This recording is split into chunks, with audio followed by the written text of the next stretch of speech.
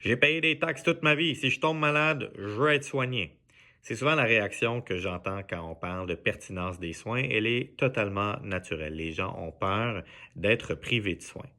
Mais c'est pas ça, la pertinence des soins. Donc, René Vitmer, encore une fois, est mon invité pour être capable de vous expliquer ces questions-là. Alors, j'ai deux questions pour René. René, pourquoi est-ce qu'il y a certains soins qui ne devraient pas être offerts à certains patients? Et surtout, peux-tu nous parler de l'impact économique des soins non pertinents?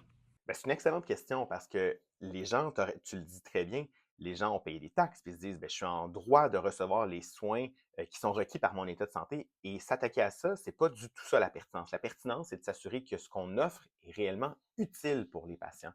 Donc, c'est toute une question d'individualisation. Un test qui est très utile pour quelqu'un peut être carrément inutile ou nuisible pour quelqu'un d'autre. Un exemple très simple, quelqu'un qui a eu un accident de voiture sévère et qu'on suspecte des fractures, ben, une radiographie de la colonne, c'est super utile pour être sûr qu'il n'y a pas de fracture. C'est une toute autre histoire pour quelqu'un qui a mal au dos après avoir fait un faux mouvement la fin de semaine, disons en ratissant des feuilles ou en ayant fait un effort trop important, où là, la radiographie est généralement inutile parce qu'on ne recherche pas une fracture chez le patient. Donc, tout est une question de contexte, de pouvoir bien utiliser l'histoire que les patients nous rapportent, l'examen physique qu'on a, puis de voir est-ce que le test apporte quelque chose de plus à la démarche clinique. On n'y pense souvent pas, mais d'avoir des examens inutiles comme des radiographies, ben, ça nous expose à de la radiation de façon inutile. Puis ça peut éventuellement, si on en a plusieurs, même augmenter notre risque de cancer. Ça, on fait toutes sortes de trouvailles, on trouve des choses à l'intérieur de notre corps qui généralement ne sont pas dangereuses, mais ça peut nous inquiéter. Donc, ça peut être une source d'anxiété, des examens inutiles.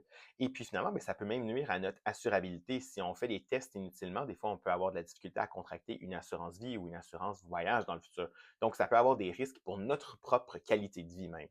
On peut certainement parler de l'impact économique des soins inutiles, mais je tiens à dire, l'objectif de s'attaquer aux soins non pertinents, ce n'est pas une démarche économique avant tout, c'est une démarche d'amélioration de la qualité des soins et de s'assurer que les bons patients puissent avoir accès aux bons tests au bon moment.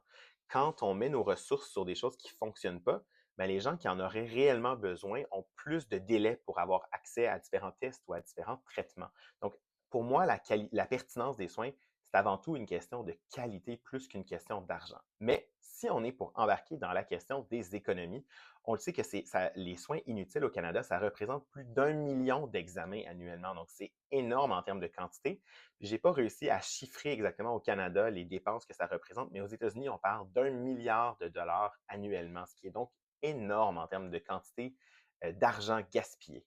On a parlé de coût économique, mais je pense que c'est important aussi de parler du coût environnemental parce que l'empreinte carbone des soins de santé, il y en a à peu près 40 qui est attribuable aux soins de faible valeur, donc des soins potentiellement inutiles aux patients, ce qui fait qu'on pourrait vraiment réduire les émissions de CO2 associées aux soins cliniques en s'attaquant aux soins de faible valeur.